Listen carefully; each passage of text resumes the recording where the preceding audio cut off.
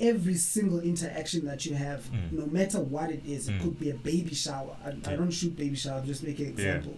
So could be a baby shower has a potential of earning you and getting you into the spaces that you want to get into. I shoot weddings, but the people that do attend weddings, it's people that have chairs in bigger offices. And out of those weddings, I'm able to get the commercial work that I want to do. 9K5 Studio.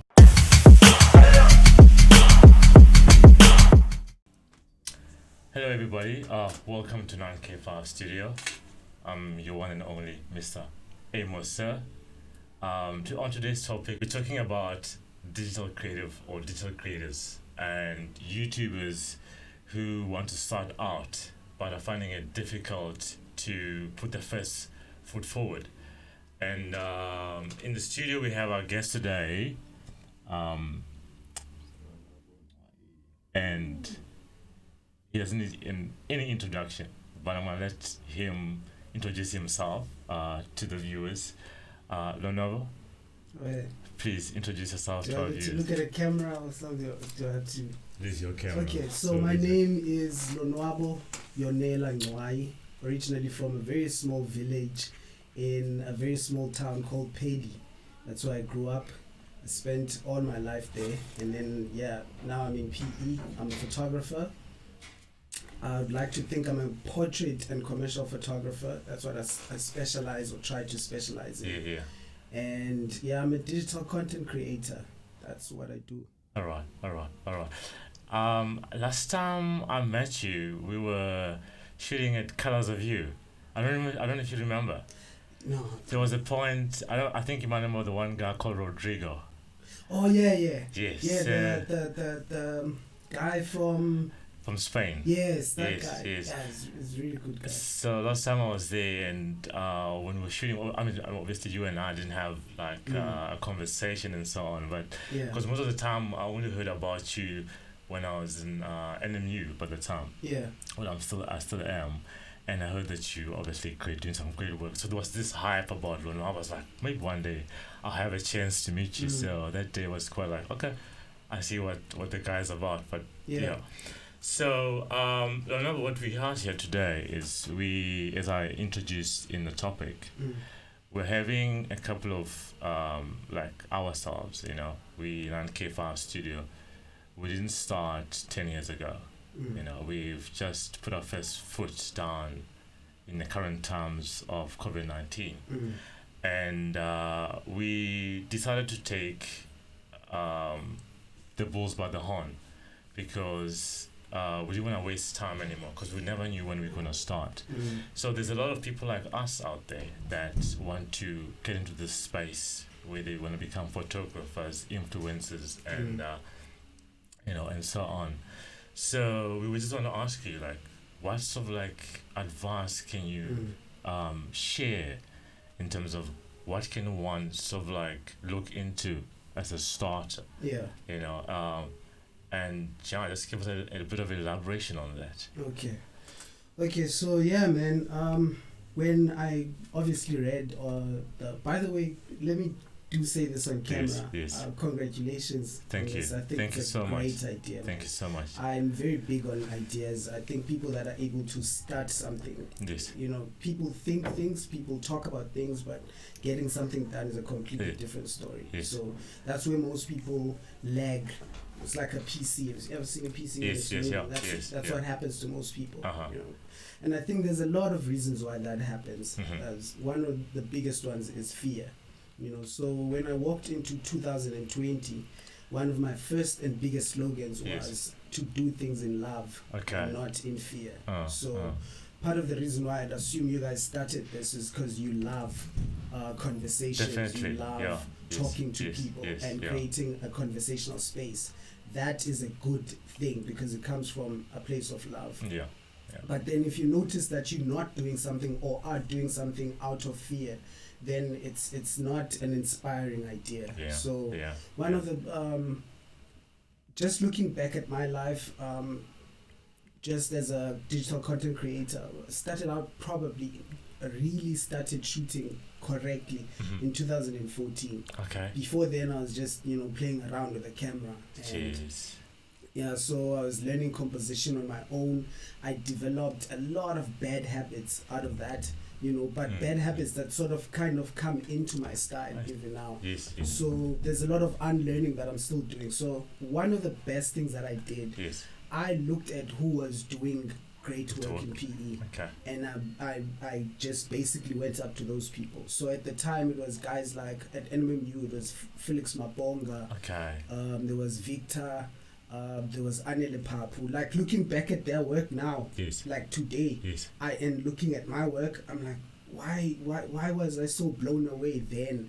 Not that I'm saying that work is not amazing, but the idea that I was able to grow so quickly to get to a level where I'm able to compare myself to them now.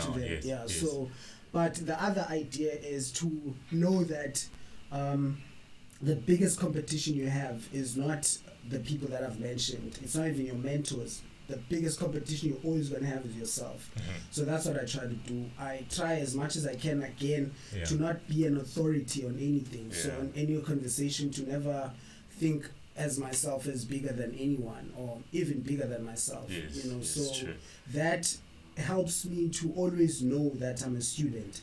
So I always want to be a student of photography. So the other day I was watching this other guy. His name is Andy Newman. Andy Newman is one of the best photographers ever walked the earth.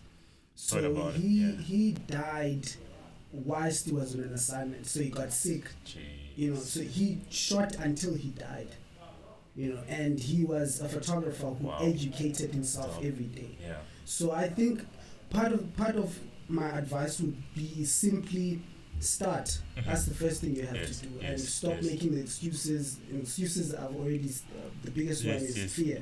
Stop all of that and jump in and stop criticizing yourself, because I think people do that quite a lot. They compare themselves to other people. And because of that reason alone, then they don't want to. So yeah, man. That's I just want to adding on that with the photographer that died. He shot until he died. I was looking at the news yesterday, and there was a lady that was in the army in the United States, and she was a photographer. So but the images are exclusive, so nobody gets to see these photographs. And she was shooting while they were testing a couple of explosives, and there's this amazing shot where she took a shot like it was a death photograph in a way. So she photographed herself exploding with other people. It's just unbelievable. You know what I mean? So it's just that thing where you're like, okay, photography has a different take to laugh and so on. And the other thing I also wanted to mention is when you speak about taking the first step, this 9K5 studio actually took about 3 to 4 years to start. It was all an idea where we bounced it off to each other, because when we were in K Block at NMU, we were like, well, someone needs to start a YouTube channel, who's gonna start and so on. So but eventually we just got stopping and really like, you know what, this is it, let's do this. Let me just add one last thing. The other idea that I think is really important is for people to write things down. Like the power in writing things down. There's really a lot of power in that, because the minute you say something to someone, you get a false sense of accomplishment. So me talking about something I want to do is like, they actually call it intellectual masturbation. Oh wow. That's an actual fact. So it's like, when scientists gather in a room to talk about things that mean nothing. This I heard from Vusi Tembekwai. So it's a real thing. I need to research that. So you can get a false sense of accomplishment from talking about your ideas and things that you want to do. The power is in write them down, shut up and get it done. So that's what I'm trying to do even now with the ideas, and hopefully some of them I will share with you now. Stuff that I've written down. Great. So we just so that the viewers get a feel of yourself, basically. Uh, I just want to know, when you started, were you embraced and nervous about telling people about what you do? Especially coming from a black family, there's a point where doing art and being a photographer and so on is kind of like seen as a not a very accomplishment, goal in life. So how did you find that space in terms of explaining to our fellow black people, and I'll say, in a way? So for me, I didn't really start a business or become a photographer because I wanted to. I didn't think about it actually.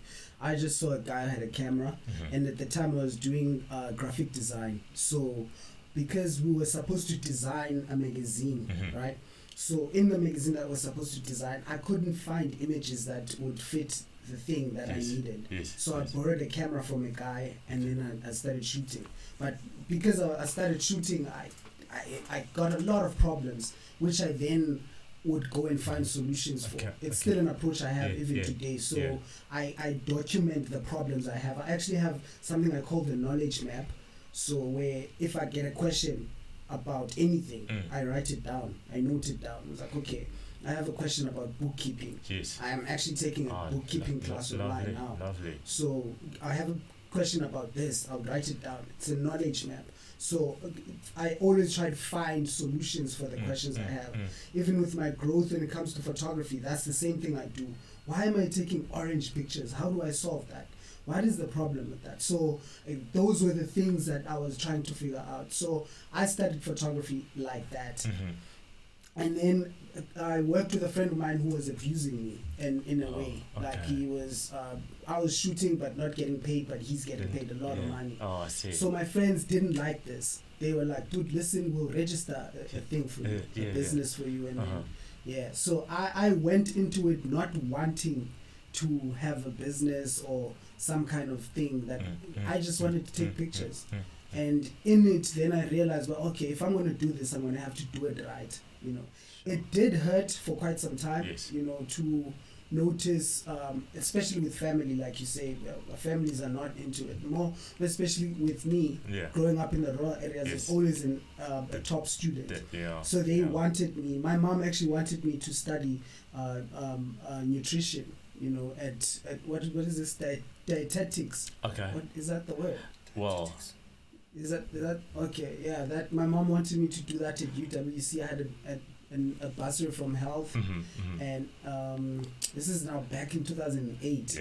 So that's what I want. That's what my mom wanted me to do, but I ended up going into public management, and it was in the arts. So that pushed me into BA Media Communication and Culture, which is a very diverse course. You learn a whole bunch of things in there. And that fit my personality, and so that's how I got into it. I didn't have the room to choose. It basically kind of life just dealt me those cards, and I had to work with that. No, I can relate, because when I started, well, basically with my parents as well, they wanted me to be an accountant. Basically, obviously, the advice comes from fellow people they meet with, well, accounting can make your kid a lot of money and so on. So, and I started looking into it. I was like, well, maybe this is what I can do. And then I found out, well, I'm not good at maths, so it doesn't work for me. And then I came to a point where I was like, okay, let me try and be a pilot. But it's the same thing again. You need to be good at physics. You need to be good at maths as well. So, how photography and this digital world came to me was. Wasn't something I ever planned to do. Not in a single day I ever thought I'd be a photographer and a videographer. It was just a thing where I just got in and I was surprised.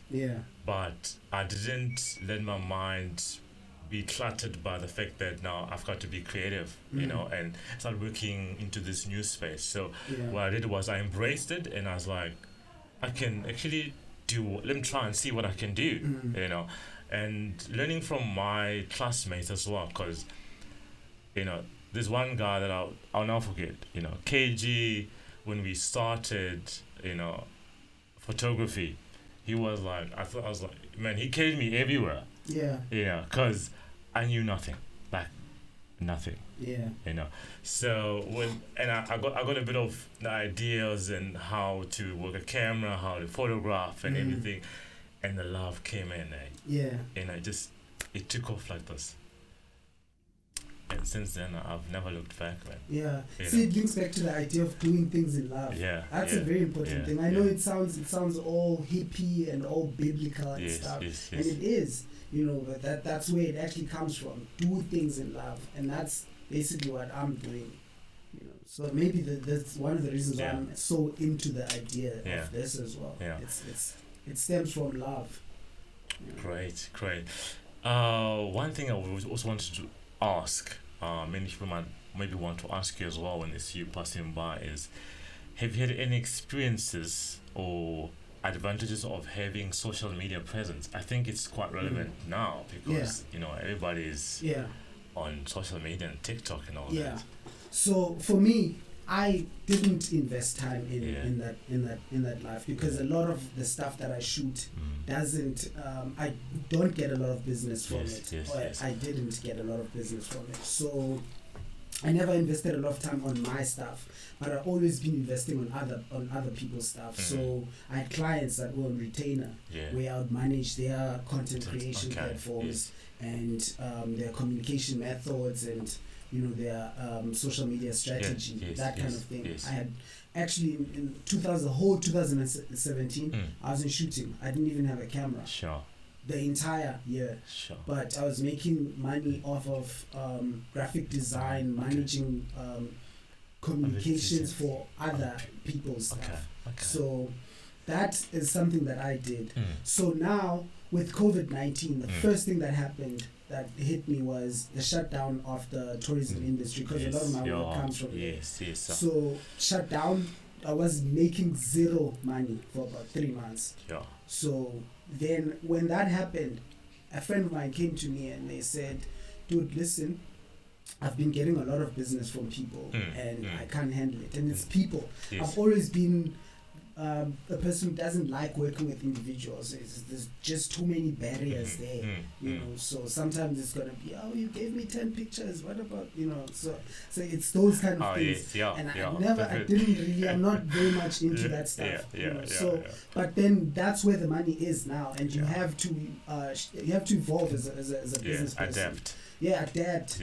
So she came up to me, she's like, I get people and this is what I do. I started opening up my social media platforms. I started adding a lot of people on Facebook, releasing a lot more work. And out of that, work started coming in. I was actually even telling someone just the other day, there's a lady who booked me for a personal event in her house, right? But then the husband is a guy that I'd worked with at MBDA. He's like head of marketing. And he didn't even know that the wife was booking me for this. So, and the idea, saying in a world where I didn't know that guy, that would have been now a potential contact for me to get work with MBDA. You understand what I'm saying? So it's understanding that every single interaction that you have, no matter what it is, it could be a baby shower. I don't shoot baby shower, I'm just making an example. So could be a baby shower has a potential of earning you and getting you into the spaces that you want to get into. I shoot weddings, but the people that do attend weddings, it's people that have chairs in bigger offices. And out of those weddings, I'm able to get the commercial work that I want to do. So for me, I don't know, I think I maybe have gone away from your question, just to come back slightly. That I started noticing that the power of social media is that interaction, the interaction with the customer is very important. And that right there gave smaller brands the power over bigger brands. Coca-Cola, the reason why they definitely have to be on Twitter, it's because people are talking about Coca-Cola on Twitter, and Coca-Cola has to be part of the conversation. So I spend a lot of time studying commercial brands online, their social media presence. Lately, I've been looking at Zambak. Zambak. Oh wow. They have their social media presence. Instagram specifically is really bad. Like they don't. Jeez. No. This is a genuine thing. You should go and check. They have like under 1,000 followers. on Instagram, and Zambak is a big brand, A very big brand. The guy who owns Zambak is now the guy who's recently appointed as CEO of SAA, so that's a big business. Jeez. So for me, I looked at it and I was like, yo man, these guys need to push up. But the one brand that I think is doing great work in terms of content creation, it's Hennessy on Instagram. I can imagine. You've seen the product shots for Hennessy. Who doesn't like Hennessy? Yeah, I know, it's amazing. It's amazing. And you see the images and the feel that it comes up. So that's the power of specifically Instagram. The idea that you can communicate a message directly to your customer. And there's no barrier to entry. The idea that for billboard you have to pay hundreds of thousands. But for you to get into a space where you talk to your customer directly, and you can sponsor an ad for $100 for 3 days, and people see that. I think even with the social media, it has given that platform for people to engage directly. It's instant. Because billboards you have to drive to town to really see it, or watch TV, which people don't watch TV anymore. You know what I mean? So I think the social media has really elevated the business side of everybody. There's a guy called Gary V in the United States, and he was talking about TikTok before it literally took off. It was like, it's the time to invest in TikTok. And I kind of like, well, maybe Gary has something going on. And when I look at it now, I'm like, man, maybe I should have bought some shares or something. So the social media is literally taken off like a rocket. And for those who obviously want to put out your work, as you've heard it from Lonwabo, it's really important to connect with your customers, with people. It's really the time to put in the work in, and then put it out there.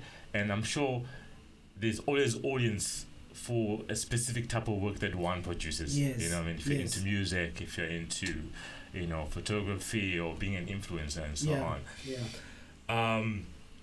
I wanted to elaborate on something you just said, but everything just became a bit of a bubble. But anyway, if I get it back, I'll say it. How do you come up with content? How do you always bring the spice in that catches people's attention and brings customers in? Okay, so like I said, I try not to be an authority on most things, so I'm going to speak from my perspective. Yes. So the biggest thing I think most of people that I see on my platforms, it's the issue is that people are trying to be things that they've seen other people do. So for instance, right now there's probably hundreds of thousands of makeup vlogs on YouTube. People love, that's what girls are into. And what you then realize is that a person is moving away from who they are, but inspired more about what the other person is doing. So what I try to do with the content that I create, the idea is very simple. If I wanted to find people that believe in the thing that I believe, I'll just put it out and people will come. For instance, there's a group of people that believe that the earth is flat. You can go and find those people online today. So for every idea, there are people that believe that. So the things that I create, not many people may like it, but there are people that are for it. So the only job that I have to do is to do what I want to do, what I love to do. Yes, sometimes we lose it. Sometimes you're like, I only got 100 likes out of that. And sometimes you want to do what other people would like for you to do, or what you think is going to get you the likes. And that's okay too. It boosts your self-esteem at times. But I think the biggest thing is just be yourself, do what you want to do, because social media is a canvas. It's like you have a brush in your hand and you have to paint something. You're not gonna think, oh, maybe Amos is not gonna like this. Just do what you have to do. So I put out the things that interest me. Right now I'm very much into people's faces. It doesn't sound right, but yeah, I like looking at people. You know, I like seeing how light shapes a person's face, and which is why I'm putting out the black and white portraits. You know, and I specifically tell people when they come to the studio, wear something black. You know, and because I want to find something of interest. Beyond just what the person is wearing. And I'm also working on something for Heritage Month as well that I'm planning now. And Xhosa inspired portraits. So for Heritage Month, and that's something that is interesting to me. There are people that are going to, you know, drive towards that idea and connect to it. But if I look and think to myself, okay, Bob Mabena passed away 2 days ago, I should probably say something. You know, and I probably should, you know, because that's a person, that's a human who's shaped the entertainment industry of South Africa. But if I'm not moved by that, you know, then that's not something I probably should be doing.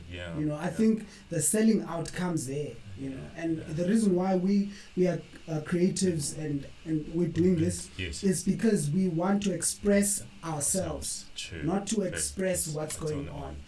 And I hope we can reflect it, by the way. Let me just say that we can reflect the world that we live in. We can't run away from that. But I don't want to sound like I'm saying that celebrating Bob Mabena online is a sellout move. That's not what I'm saying. I'm just using that as an example. Okay. Yeah. I went through your website. It's offline, right? I think you went on Behance. I went on Behance. And there was another one. Actually, it was Behance, and there was another link where I saw, I think, I forgot the name of it. But on that website, there was a portrait that you took of a guy, I think it was like split lighting that you might have did on that portrait. And you've entered it for lens culture competition. I must say it was brilliant. It was. I love the story behind that portrait. Man, I love. Do you know that for every one of those black and white portraits I've done, I actually remember how I felt and where I met the person. And how I felt when I was creating the image. With that guy, I'd seen him before, and when I saw him, I was like, I have to shoot that guy. I definitely need to shoot that guy. But I'm not gonna approach him. If I meet him again, I know I have to shoot him. So I let it slide. We passed like on the street. Sure, bro, and I left. Then the one day I was walking into the office and I was opening the blinds, so I could see him on the street walking past, and I saw him. I was like, it's that dude. So I left. I jumped out of the office. I didn't even arm the building. I just left. And I went to him. I was like, man, listen. And he turned out to be like this really amazing guy, you know. And he's very interesting enough. All the hair in his body turned white when he was 19 years old. So when I shot him in studio, it just looked majestic. It looked like some kind of African lion. No, it was amazing. I hope really you win on that one. It was, I mean, one thing I really loved about that website, I'll show you after the podcast, is that many of us don't have a storyline that goes with our images. We just take a shot and then it's like, okay, here it is. And one thing I liked about that is the description of, you know, the story about it, which is quite nice to relate to. Another question we would like to know is, if you weren't doing what you're doing now, what would you be doing? Okay, so what I would be doing, I would probably be doing something in social sciences. I think I'm probably using photography to do that anyway. So to basically study how people think, what makes people tick, and so I love people. You know, so that's probably why I'm trying to specialize in portraiture. And one of my biggest dreams is to one day get into a Jeep and drive through Africa. Sweet. And come back with like hundreds of portraits to do an exhibition. Lovely, man. And write a book about all of those things. Lovely. So if I wasn't doing photography, I'll probably be just doing something in social sciences and interacting with people, but not even on the forefront, even on the back end. I love psychology. I think that's a beautiful thing to go into, just understanding how things work, because dude, the best thing that's ever been created that still doesn't make sense even today is the mind, the human mind. So if I had a chance to study that, definitely You would do that. You do that. Yeah. For those of you that are wondering why my one eye is crying, I don't know. It's just tearing for some reason, and I keep on wiping it. So, viewers, I'm not crying. Lonwabo is doing is blowing up me with this all kinds of information. So don't stress about that. So I know what's happening. So yeah. Anyway, all right. No, that's lovely to hear. Lovely to hear, sir. I don't know what I would be doing if I wasn't doing photography. I think probably sports. Yeah, I'll probably be doing sports, probably playing hockey or in athletics. So I'm a very big fan of sports, and I wish I had like that amount of money to go into the F1. It'd be one of our amazing dreams to do. And so moving on, another question that we would like to know is, who's your favorite content creator and why? And that means like locally and internationally. Okay, this is a bit of a tough one. I love all sorts of things, and I'm inspired by all sorts of things. So sometimes I'll be inspired by music, right? But it bleeds into what I do. Sometimes I'll be inspired by poetry, which is something that lately has been happening. So with content creators, okay, let me just tell you what I watch and what I always look at. So I love YouTube shows. One of my favorites is obviously the Joe Rogan podcast. Yes. I love that. I think the information there is amazing. The information there is unfiltered. I love that. Like if you're watching SABC and there's like what is it called? The Broadcasting Complaints Commission. You're committed to giving news that is accurate. And it's not always accurate. Definitely. It's not Definitely. So those are the things that I watch. My favorite photographer at the moment is a guy called Joey L. He's a portrait photographer based in New York. I love his work, man. I love what he does. I was showing Lee the other day. This guy he blows me away every time I look at his work. And then I love. Let me say this one thing quickly. So I'm working on something. It's called Flux TV. That may not be the actual name of it because Flux TV is taken. So that platform that I'm working on exists under my now company, which is uLonwabo Images. That's my company. So it exists as what we call an OTT, which is over the top television. Those are things like Netflix, those are things like DSTV online, those sort of things. So what it's supposed to do is supposed to be a company that produces content.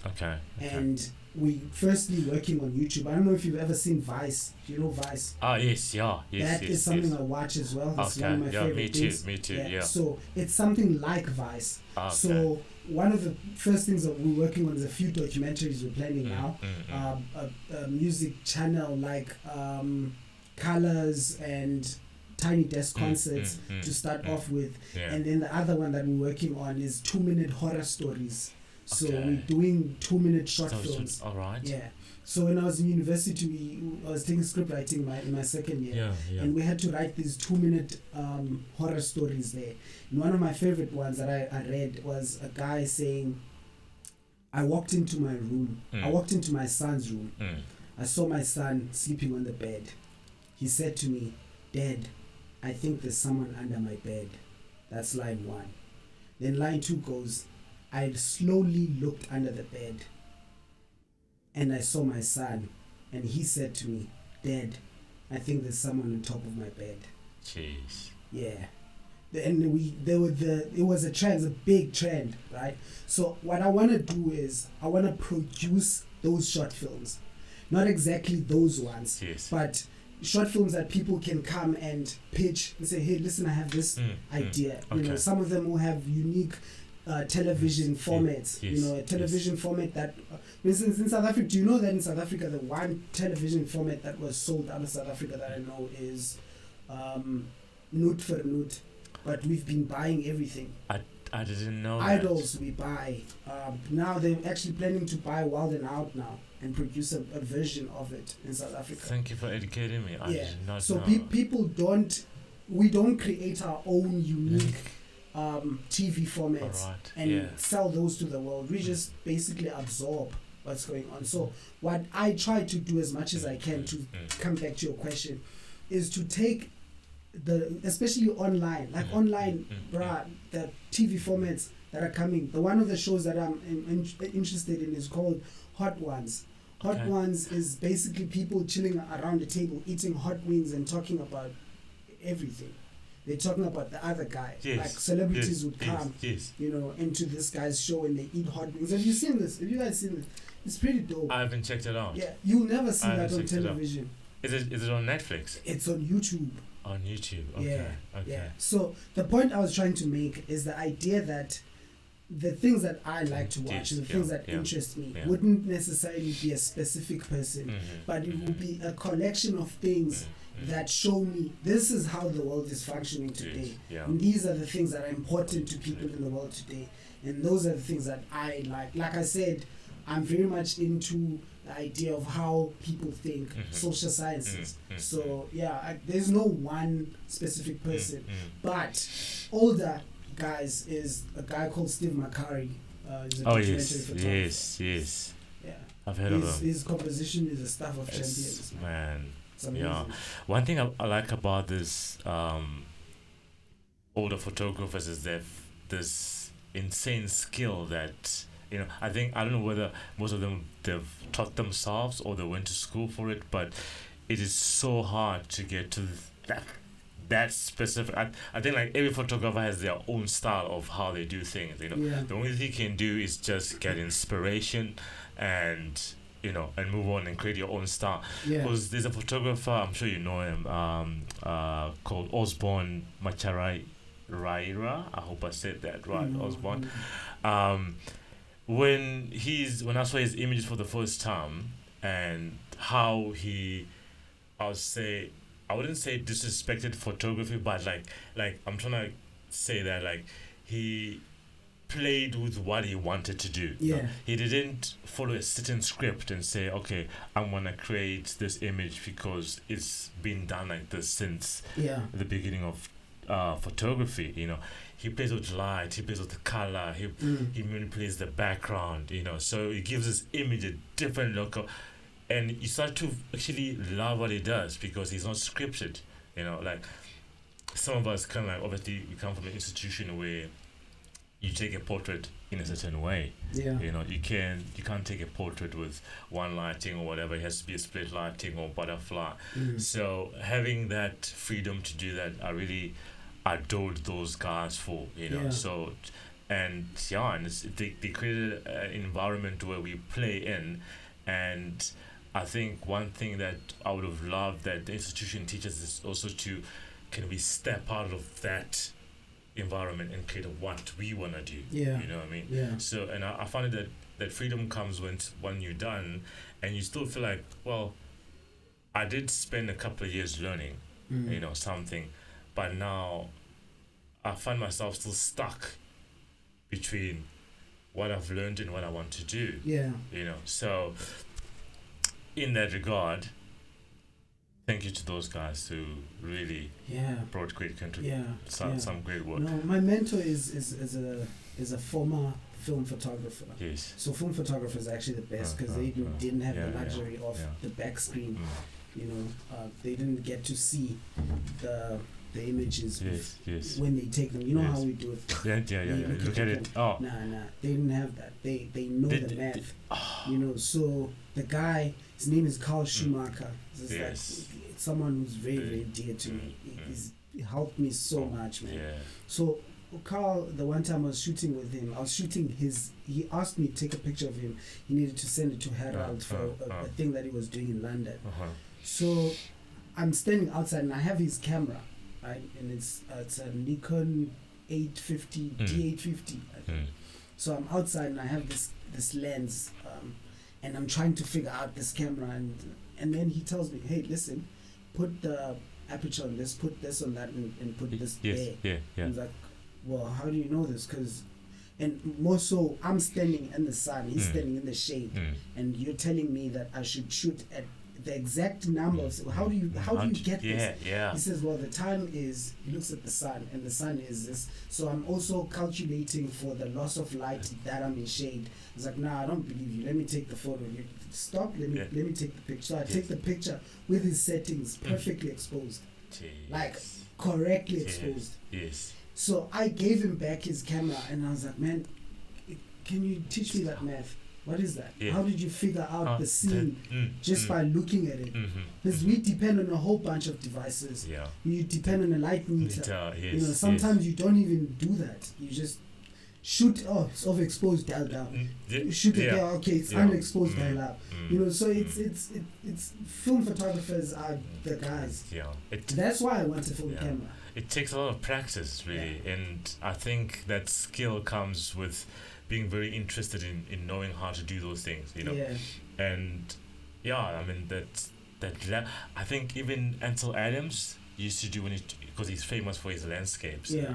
And his technique was the same way where you'd look at the scene and then you expose and they didn't have this technology we have today, you know. Yeah. So man, I give it up to those guys, man. Yeah. And I think it's a really a great skill to learn.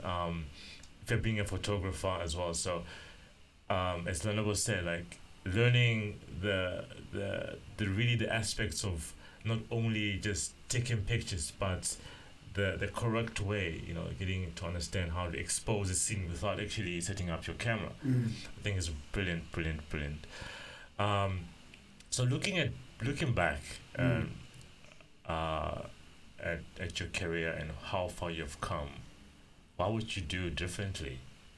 Yeah, I actually love this question when I saw it on the stuff that you guys sent me. I think that's, for me, the first thing I would have learned earlier was understanding that each image I take is commodity, that it could earn me money. So in 2016, I shot a friend of mine. It's an open story now, but it was sensitive back then. So I shot a friend of mine who came to me because he wanted images to send to his sponsor. So he was being sponsored by a guitar company called Quad Guitars, one of the biggest in the world. So I shot him and I sent him the images, right? And the idea was that they're going to send the images to him.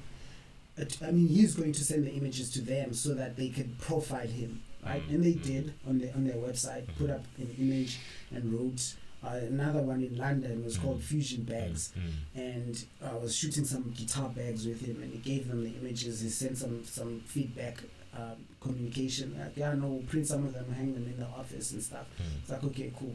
Fast forward 2018. Now, the guy sends me an image on Facebook, tags me on something on Facebook. Now, there's the biggest music expo in the world is called NEM Show, right? NEM Show happens every year. Okay. Right? And all the big instrument brands, the guys like Yamaha and Kort and Korg and all of those people, they gather in that one space in LA, right? So he sends me a picture. It's like billboard size, printed in LA, and they have it at this expo. So I remember the immediate feeling I got when I saw it. I was like, my goodness, Quad Guitars is using my image to sell their products, and I never got paid from this, you know. And I thought to myself, now let me take time to sit it out, because it might be that I'm being greedy. So you have to look within yourself and find the core reason why you feel this way. So I took about a week, and after a week ended, I contacted him. I was like, hey man, I've had a long thought about this. I don't necessarily like this, but let's meet up and let's talk. You know. So he came through. The first thing I asked was, did you get paid by Quad Guitars and decided not to pay me? He was shocked by the question. I was like, yo, listen, this is a very valid question. People would do this. You know, so I need to know, because I don't understand why they would use the image without talking to the person who took it. Yes. So I got their email, I sent them an email, and they immediately replied. Okay. And I CC'd him on the communication. Yes. He immediately replied and was like, yeah, no, so sorry, we didn't know, about this and all of that stuff, and let's can we offer you a settlement for the usage, yes. right? And we had a back and forth. Finally, it was sorted. They ended up paying for the work. And what was said for me was the idea that they actually even paid other people who had shot other things, but I wasn't paid. And it dawned on me that the idea that when you don't know something, when you're losing out on a whole bunch of things. It's not even about the money. Yeah. Maybe it is, right? But it's also about understanding what it is that you're doing. Yeah. So I'm trying to build a business model around me and photography. This is not just me holding a camera and taking pictures. It's not as easy as that. That's why some of my friends get offended when they ask me to attend their weddings and bring my camera, and I say no. So it's very offensive to say that. It's very offensive to say to someone, hey, listen, remember the pictures I shot for you? You can only use them on social media. If you use them album art, I'm gonna send you an invoice. It's offensive, because the culture that we have with regards to photography especially, we've created a culture where you understand what I'm saying? It's just pictures. Just images, yeah. It's just pictures, dude. Sure. Okay, Yeah. can't afford. That's how it sounds. It's easy as that. It doesn't. Also, the idea that people have phones that take images sometimes even better than photography. Yeah, for sure. Yeah, listen, if you've ever shot a wedding, it's possible that someone at the wedding had an iPhone and shot a picture that from an angle that you didn't even see, that's going to be better than yours. True. So part of the contract that I sign with wedding people is to say no phones allowed. Oh, wow. Yeah. So those people that get up and stand and sit down. Oh, wow. Because you're going to have a challenge with your client where the person has AI built into their device and they stand at the right spot that you didn't even notice. They take a photograph, the phone exposes everything and edits right there, and gives them an image, right? And they can upload it instantly. And then when you took 30 days to edit the images, and then the client gets them and they're like, no. They look, no. Yes. So those are the things that earlier I would have learned very early to know that what I'm doing is not a joke. What I'm doing is serious. What I'm doing is building a legacy. It's not just pictures, man. And you literally, I never thought about that. Like, cause there was this two ladies where they asked me to take a photo, but then they always wanted different angles of how the photo should be. Like, take it from the top, make me look a bit, And I never. And the challenge was that when you used the photograph, when you used your camera, you edited it, they never seem to want to post what you've edited, what you've taken with their cell phone. Yeah. Hey, there's a reason why that actually happens. I want to say that people that have social media platforms, like especially people that do catering and food, like chefs, don't hire a photographer. It's going to be expensive, and you might get a product that looks extravagant and doesn't appeal to your target audience or target market, because the whole thing about those people is that they have to make it look homely. Do you understand? Because that's what food is, right? It's a thing that is a part of the whole idea. So use your phone. So there are moments where a phone works, a phone is needed for the job. So I do understand that. I do understand why some people will say, when they post your pictures, like the other lady posted the pictures that I sent her from her event, and then among those images she added the phone shots, and then she tagged me as the photographer of all the shots. I see. You know, so I sat there and I was thinking to myself, why did she do this? I'm like, nah, she needed those images to be part of this story, and they work. They do really serve a purpose. Yes. Do you understand? Yeah, I get it. But finally, the one thing I do have to say, and it's the second thing I Yes. think, second point. The one other thing that I would have learned earlier would be the idea that the customer is always right, né? And not that. What I mean by that is that they don't always say the right. Okay, how do I say this? They always say the right thing. Yes. They may not always be right. Uh-huh. Does that make sense to you? Yes. Okay, let me definitely. qualify what I'm saying. Yeah. So if a customer comes up to you and says, I want to shoot with you, and they ask you how much you charge, right? So my studio rate is 1.3, right? Okay, that's your rate. Yo, I can't afford you. Can you do 30 minutes? Yes. Yeah? I don't do 30 minutes, yeah? But I probably should, Yeah. because the customer says so. Yeah. You know, do you understand what I'm saying? I get So you. now what happens is I end up missing on a whole bunch of 750 rands True. that go to someone Yes. else. Yes. You know, so which then made me during this time to revisit my business model and think to myself, okay, what would make me shoot 30 minutes? And I thought to myself, oh snap, if I had a 3-light setup that would be permanent and not changing, and people know when they book for 30 minutes that they're shooting there, Okay. and on top of that, I'm Okay. not doing it. You know, Jeez. I'm going to train someone to do it. So that pushes you to want to shoot with the 1.3 because I'm the one who's doing it. Oh my word, man. You know, so that's one thing I'm learning now. Yeah. That the customer will say the right Yeah. thing. Yeah. They may not always be right because Yeah. sometimes they're abusive and all of that, but they will give you an idea of where you should be going. And they're always right by that logic. Now, I also have struggled when I sometimes work with customers. They would want certain things, but I'm like, I can't do that. But I had to obviously compromise myself to please them because they are customers and you want the buck at the end of the day. So I had no choice but do what I had to do. Moving on, we want to know, what is your least favorite content to create? Sure. The thing that I don't like shooting is what you're asking. Let me rephrase it. What's your favorite and least favorite thing about creating content? Okay.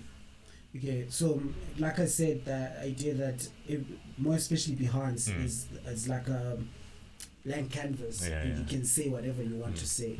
So what I'm trying to say has a lot to do with portraits and people and all of those things, right? That's my favorite thing to create, and that's my favorite thing about online content creation, whether it's YouTube, whatever. The idea that I have something to say, let me say it. So my least favorite part of it is it's the amount of stress that goes into it, man. Sometimes you create these things and then they're not well received. They don't go the way that you thought they would go. I'm learning to forgive that now because I understand that it's creating a body of work that I can later refer back to, and also understanding that creativity is like wine; it's going to mature over time. So there are things like that I would shoot now that will only make sense when I'm 40 and people are looking back and it's like, yo, that thing that you did in 2020 was amazing. It was a good story. So there are people that even now, like for instance, I saw this guy Austin Malema. He shared a picture yesterday or the day before of Bob Mabena, and it was a picture they shot a long time ago. But then because of the fact that he's releasing it now, and this is what the conversation is around Bob Mabena, it's now an important image. So that idea that things are not, it's not late. It may not be well received, but it's not late. It may serve a purpose in future. So true. I don't know if I've answered your question. Definitely you have. I was just thinking as you were talking, losing a bit of my train of thought here. I'm just gonna jump straight to another question. I wanted to elaborate a little bit more on what you were saying. So we just wanted to know, what piece of advice would you give, as I'll say this maybe like as our closing off question. What piece of advice would you give newbies, newcomers, new creators, new influencers, new videographers? What should they look out for? What should they jump straight to, and so on? Okay, so again, I'm probably not the best person for this question, but I only speak from my perspective. Yes. So I would say start. That's one thing, and I think that was the first thing that we spoke about. Yes, just start, man. Yeah. And also forgive your mistakes, because you're gonna make a lot of them. That's something you have to know. Sometimes you're gonna miss focus in a very important shot. Okay. Sometimes hope it doesn't happen, but it has to happen. And also let it happen once. So mistakes that happen twice, they're not really mistakes anymore, and you should probably look into that, and find people that will not tell you what you need to hear. Find people that will tell you the truth. So I try to do that, and as much as you can, find people that are much bigger than you. So we are like water as humans, is what I think. We always try to find the lowest ground. Do you understand what I'm saying? So by that I mean we always moving. We always want to grow. We always want to go. I don't know if that makes sense. So if you are in a room where you are the smartest person in the room, leave. Go into the other room. I've heard that before. Because that's the only thing that can come out of that is you getting a big head. So you are going to be the authority on a subject that they are authorities in, and you think you are the authority. So that is advice I got from someone who's a mentor to me. He told me about an exhibition that we went to at NMMU at the time, and there was a guy who was exhibiting his stuff. It was fashion, and he was shot like in the dunes or something. And he says like his friends, guys, they were like, "Yo, your work is so amazing, man." And then he said, he went up to him and he asked, "What do you think of my work?" And then he replied and said, "Have you looked at this person, that other person?" And then the guy said, "But my friends think this work is great." He says, "Because they don't know any better." So sometimes it's possible to listen to people, especially online, those people that say, "Wow, this is beautiful." In fact, I even think when a person that says something that I've done, that says to me, "Your work is beautiful," or says, "Mhle umsebenzi wakho," I think that's a shallow comment. I think there's nothing to that. I don't listen to it. I listen to a person who will dive deep. And I don't listen to a person who says, "Your work, that's so deep, man." What does that even mean? That means nothing. Not cliche comments in a way. Okay. So man, get over yourself very quickly and just get the work done. And that's what I'm trying to do. I don't even think I'm close to where I want to be. Me, like the stuff that I see in my head creating. The stuff that I haven't actually brought out, the things that I hear, those are the things that shut me up. Great stuff when coming. I think to myself, I'm good at this. I actually suck compared to where I'm going. Lovely to hear, man. Lovely to hear. Sir, thank you so much for coming in. Yes. Thank you for coming to Non-K5 Studio. YouTubers, you've heard it. Creators, you've heard it from the horse's mouth. I hope he has brought a lot of context and information, and from today I hope you can grow from what he has said. We are also in the same boat as you are, so please grow with us. And I'm your one and only Mr. Emo Sir. This was on K5. We out.